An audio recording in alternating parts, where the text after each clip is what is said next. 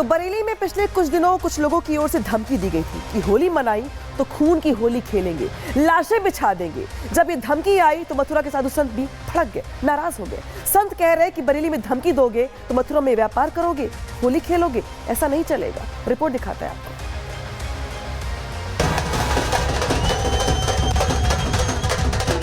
जो धर्म के जो लोग होते हैं उनको ही आना चाहिए।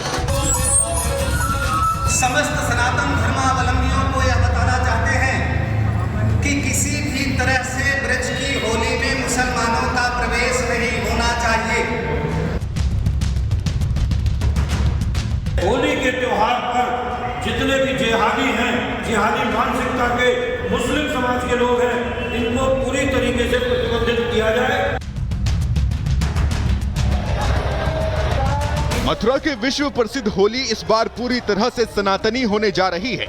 ऐसा इसलिए क्योंकि मथुरा के साधु संत और हिंदू संगठनों ने इस बार होली मनाने वाले और होली के मौके पर ब्रिज में आकर कारोबार करने वाले मुस्लिम दुकानदारों के खिलाफ हल्ला बोल दिया है कि हम अपने माननीय मुख्यमंत्री जी से और प्रशासन से ये मांग करते हैं कि हमारे संपूर्ण ब्रज क्षेत्र में मुस्लिम समाज की एंट्री बैन की जाए, इन पर प्रतिबंध लगाया जाए, जिससे कि हमारे होली के पवित्र त्योहार को ये अपवित्र न कर सकें। इसके लिए खुली चुनौती इन मुस्लिमों ने दी है बरेली से कि हम खून की होली मनाएंगे, तो हम इन धर्मियों का कथमपि प्रवेश नहीं चाहते हैं। तो ये अपनी आदतों से बाज नहीं आएंगे। ये प्रसाद को जूठा करते हैं, मालाओं को जूठा करते हैं। इसलिए जैसे स्वान की पूंछ होती है वो कभी सीधी नहीं हो सकती है, कभी सुधरेंगे नहीं, इसलिए हम इनको ब्रिज में बिल्कुल स्वीकार नहीं करेंगे। पहले महाकुंभ और अब होली में मुस्लिमों को दूर रखा जा रहा है तो इस पर घमासान छिड़ा है। साधु संतों की इस मांग से इंडियन यूनियन मुस्लिम लीग भड़की हुई है। इंडियन यूनियन मुस्लिम लीग के संयुक्त सचिव मौलाना कौसर हयात खान का कहना है कि संतों की इस तरह की मांग नफरत को बढ़ावा देने वाली है। ब्रजमंडल का सौहार्द बना रहे, इसके लिए प्रशासन को सचेत होना चाहिए और ऐसे लव जिहादी लोगों को रोकना चाहिए जो माथे पर तिलक लगा के, हाथों में कलावा बांध के, नाम बदल के हमारे वृंदावन और ब्रजमंडल का माहौल खराब करने जा रहे हैं। शीघ्र ही प्रशासन को इस पर रोक लगानी चाहिए। ये तो खुली हुई क्या नाम नफरत का ये इजहार करते हैं, लेकिन मुसलमानों की तरफ से कभी ऐसी कोई बात नहीं होती। जब जरूरत पड़ती है मुसलमान ही काम आए। मुसलमानों ने कभी दावा नहीं किया था कि हम कुंभ में जाएंगे, मुसलमानों ने कभी दावा नहीं किया कि हम बरसाना में जाएंगे। कोई मुसलमान नहीं कह रहा इस बात को कि हम बरसाना के मेले में जाएंगे या हम कुंभ के मेले में जाएंगे। विवाद छिड़ा है ब्रज की फाग में मुस्लिमों को बैन करने पर, लेकिन साधु संतों के भी अपने अपने तर्क और दलीलें हैं। साधु संत और हिंदू संगठनों को आशंका है कि अगर होली में मुस्लिम समुदाय शामिल हुए तो समुदाय विशेष की कट्टरपंथी सोच रखने वाले कुछ लोग होली का माहौल बिगाड़ सकते हैं। साधु संतों को होली में थूक जिहाद जैसी घटनाओं की भी आशंका है, तो वहीं इस बात की भी आशंका है कि अगर मुस्लिमों ने दुकानें खोली तो वो रंग में खतरनाक केमिकल डाल सकते हैं। इसके अलावा यह भी आशंका जताई जा रही है कि अगर मुस्लिमों को होली में एंट्री दी गई तो वो ब्रज में आकर लव जिहाद फैलाएंगे।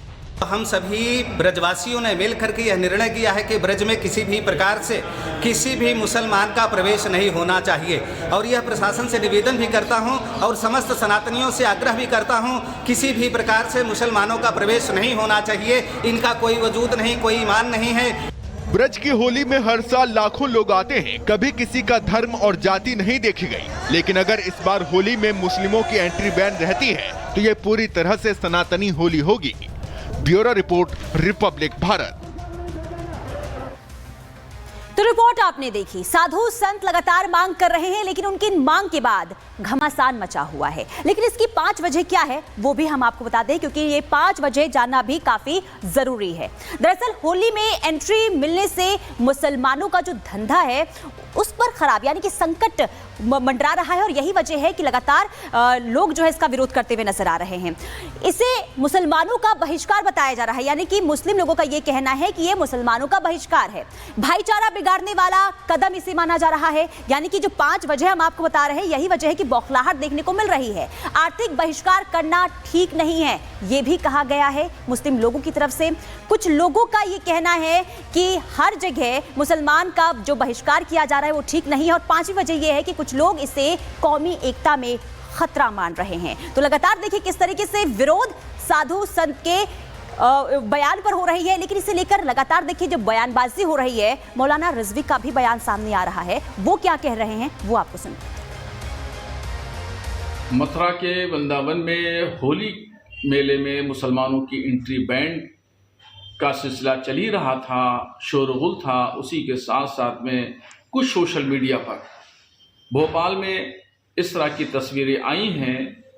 कहा जा रहा है कि मुसलमान ये कह रहे हैं कि मुसलमान को मुसलमान की दुकानों से ख़रीदो फरोख्त करना चाहिए और गैर मुस्लिमों के दुकानों से लेन देन नहीं रखना चाहिए।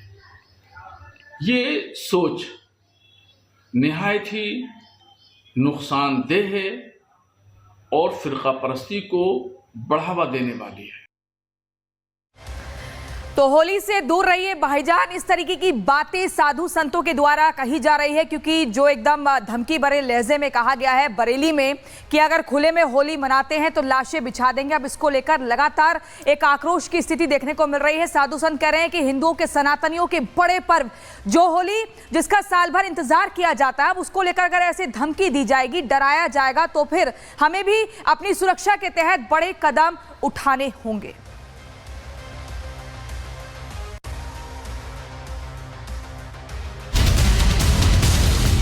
कोर्ट ने किया है, वो न्याय की दृष्टि से किया है, उसको डिस्प्यूटेड स्ट्रक्चर ही कहा जाएगा।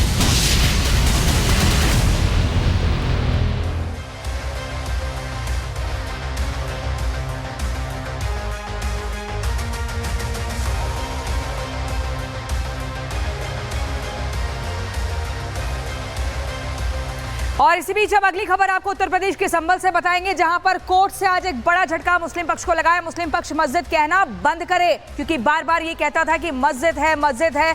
अब कोर्ट की तरफ से बाकायदा एक नाम दिया गया है, इसे विवादित ढांचा कहा जाए, ये कोर्ट का आदेश है। अब इसे कोई मस्जिद नहीं कहेगा, ये समझना होगा। मुस्लिम पक्ष इसे मस्जिद नहीं कह सकता, क्योंकि बार बार इसे मस्जिद कहकर संबोधित किया जा रहा था, जिसको लेकर हिंदू पक्ष ने आपत्ति व्यक्त की थी। और इसी को लेकर कोर्ट में जब सुनवाई होती है तो कहा गया कि इसे अब विवादित ढांचा कहा जाएगा, इसी नाम से अब इसी की पहचान होगी। मुस्लिम पक्ष इसे मस्जिद नहीं कह सकता, जामा मस्जिद ना लिखकर विवादित ढांचा लिखा जाए। हरिशंकर जैन ने ये मांग की थी और उसी पर सुनवाई हुई। हरिशंकर जैन की आग्रह को कोर्ट ने माना है और स्वीकार किया है। ये आपको बता दें, हरिशंकर जैन ने कोर्ट से आग्रह किया था कि इस बात पर थोड़ा सा विचार किया जाए, तो कोर्ट ने माना है कि अब इसे विवादित ढांचा कहा जाएगा। बार बार जो मुस्लिम पक्ष मस्जिद कमेटी के लोग इसे मस्जिद कहते थे, अब मस्जिद नहीं कहा जाएगा। तो देखिए, इलाहाबाद हाई कोर्ट ने कहा कि जामा मस्जिद को अब से विवादित ढांचा कहा जाएगा, तो संभल के मुस्लिम समुदाय के लोग ने कोर्ट के इस फैसले को मानने से इनकार कर दिया, वो तैयार नहीं है। मैं संवाददाता ने मुस्लिम समुदाय के लोगों से बातचीत की है, तो उन्होंने साफ तौर पर कहा कि हम इसे मस्जिद ही कहेंगे, विवादित ढांचा नहीं कहेंगे। क्या कुछ कहा गया उनकी ओर से, सुनवाते हैं आप। विवादित नहीं है, हमने तो जब भी देखा जहाँ मस्जिद रहेगा, आज से बाप दादाओं के जमाने से जहाँ मस्जिद ही है, विवादित ढांचा नहीं है। तो आप इसको विवादित इमारत नहीं मान रहे? नहीं मानने, हम नहीं मानेंगे सर। नहीं, विवादित ढांचा नहीं है। अगर विवादित ढांचा होता तो इसको जो है अब से पहले भी सिर्फ एक दो बार इस पर हुआ है, तो बहुत पुरानी मस्जिद है ये। अगर ये विवादित ढांचा होता तो इतनी पुरानी होती तो कहीं ना कहीं कोई ना कोई बात आ ही जाती है, लेकिन ये इस सरकार में और इधर को आकर क्यों बात आ रही है? नहीं, विवादित ढांचा तो है नहीं सर।